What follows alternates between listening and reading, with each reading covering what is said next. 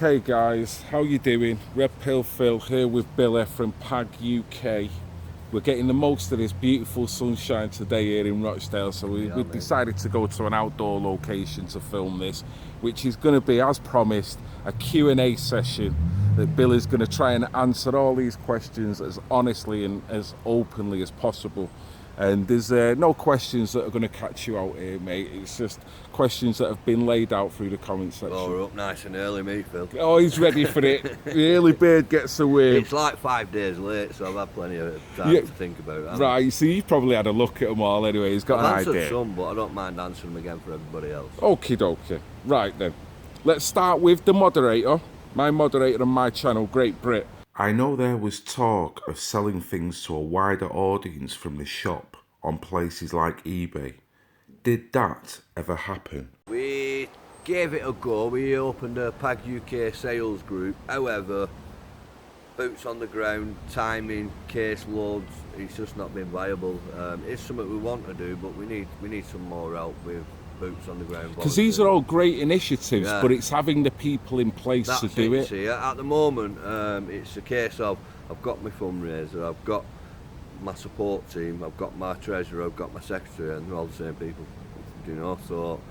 You can't diversify too much when you haven't got the bodies there to deal with it. Otherwise you get nothing done to a degree, I guess. Don't get me wrong, I'd love millions of pounds in the bank so I could designate all these jobs that I've got that I don't need doing. And it'd be an efficient machine. Of course, yeah. So in a sense, answering this question, you'd almost see not your flaws, but where you could improve, but at the same time you can only work with what you've got, I guess, as well. Yeah, you answered it better than I could, bro, mate. You can only give what you've got, you know, you can't give what you haven't got. You know? Yeah, and you're trying, mate. Yeah. So there you go, Great Brit. Rochdale's looked at, you know me, I want it everywhere, you know. So. Yeah, and people on here know that, mate. Honestly, I'll get to some of these questions and they'll be putting you on guilt trips even more, mate, if he hasn't. I know. As soon as I hear another area, I think, why are we not there already?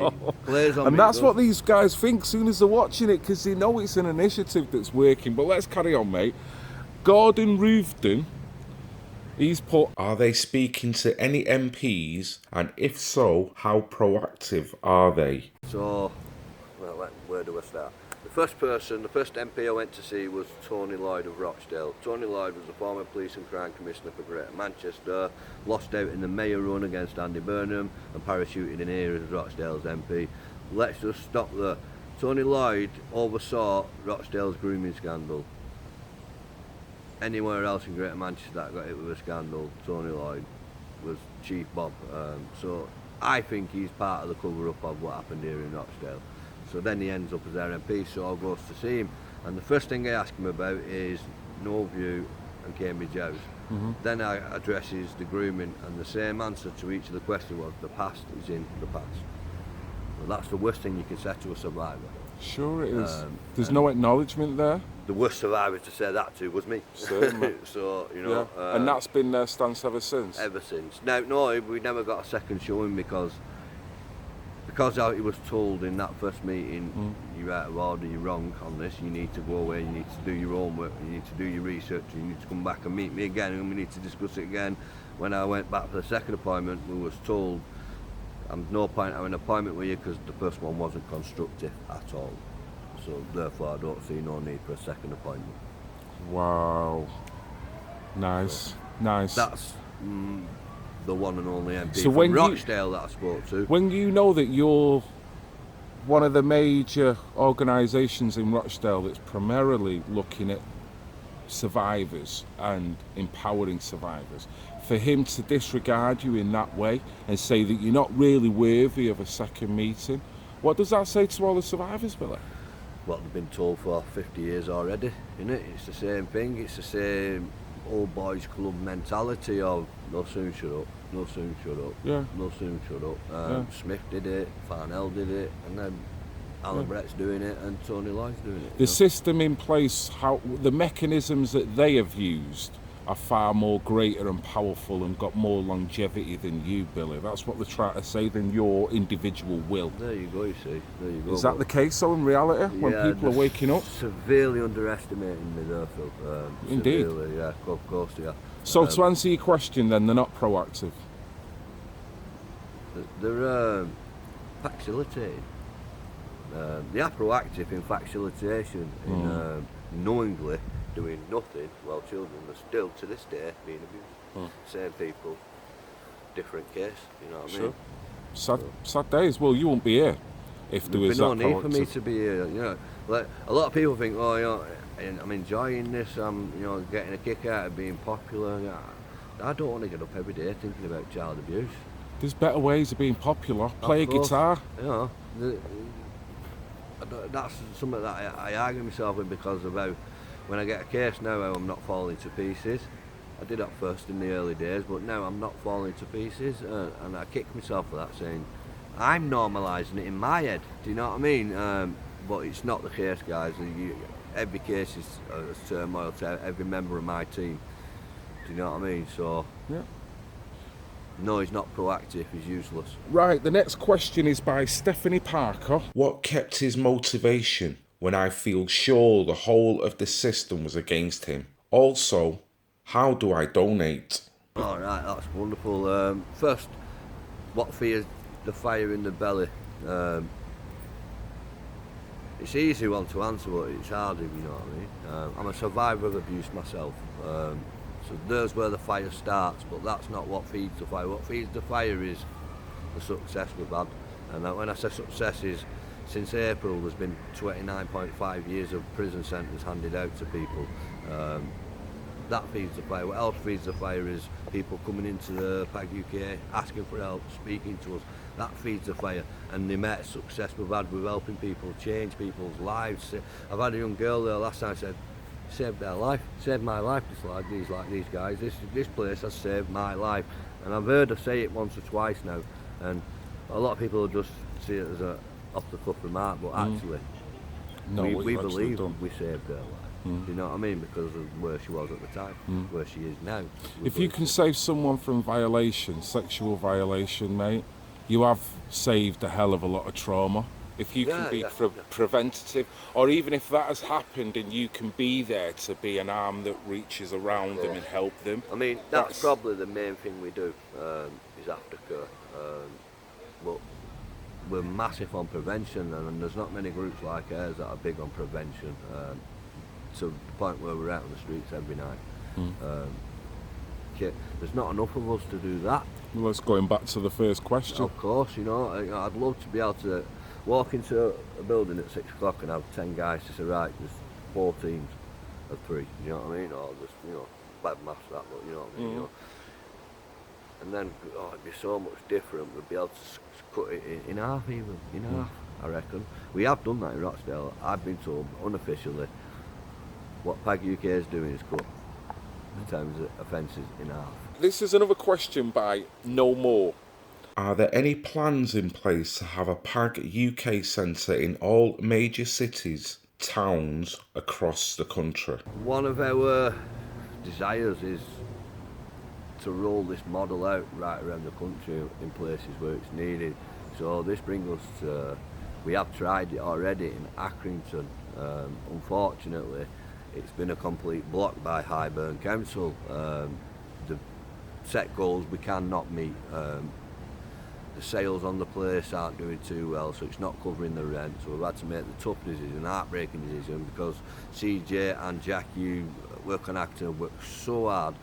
I've had to pull the plug on Accrington, so it's no longer going to be. However, I don't want the people of Accrington who watch this thinking, oh, what about us? Because I promise you now, I pledge, we have not forgot you, we're not going to leave you. We're going to run surgeries from our tea rooms in the centre, so we'll be doing a couple of weeks maybe, or a couple of months, you know, but we will be active in Accrington. We're not leaving you, we're not giving up on you, we've just, because of your council, we've had to scale it back from having a walk-in centre. However, that might return one day.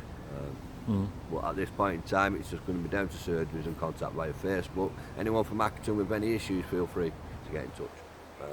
See, this is a frustration with a whole lot of subbers of mine. They feel that what you're doing is so efficient and so professional that they want you where they live.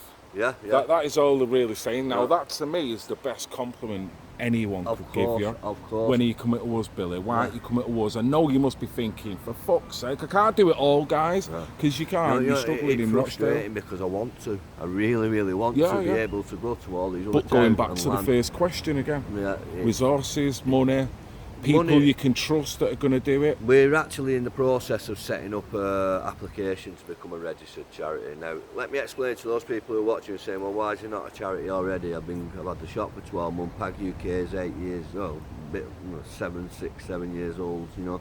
The reason why is I don't trust the system. I will not, for the sake of having a cash injection, not be silent, if you get what I mean. So if we take the funding that comes by Rochdale Council, that's only going to come if we stop talking about Rochdale Council in a bad way, which is what I've always done. I've exposed and exposed and exposed to no effect yet, but I've still kept exposed and exposed. And the only joy we've had is Richard Farnell jumping ship, you know. But if I'd have took 10 grand off them to run PAG UK, I'd have had to stop all that. Yeah, there's an element. It's know. like a little bit of buy-off money to a degree. It can be. Tony Lloyd was MP for. Tony Lloyd was crime commissioner for, but he's Rochdale boy was Peter Fahey. When Peter Fahey was moved on, he was moved on to the Charity Commission.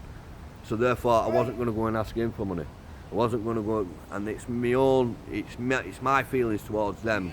And I've realised I've had a bit of a think, I've had a bit of a talk, we've decided that we're going to go a different way, and I'm going to let the two. It's against everything I believe, you know, but it's the only way we can be able to be more effective, and if I can get funding for this, I can get out there and get somewhere else. And that's the only reason why I've kind of bit my own tongue with it. I don't want to ask. No, but I know what you're saying. By doing what you're doing, at least if it's on your own, albeit harder, it's integral and it's solid, and you know exactly where you stand.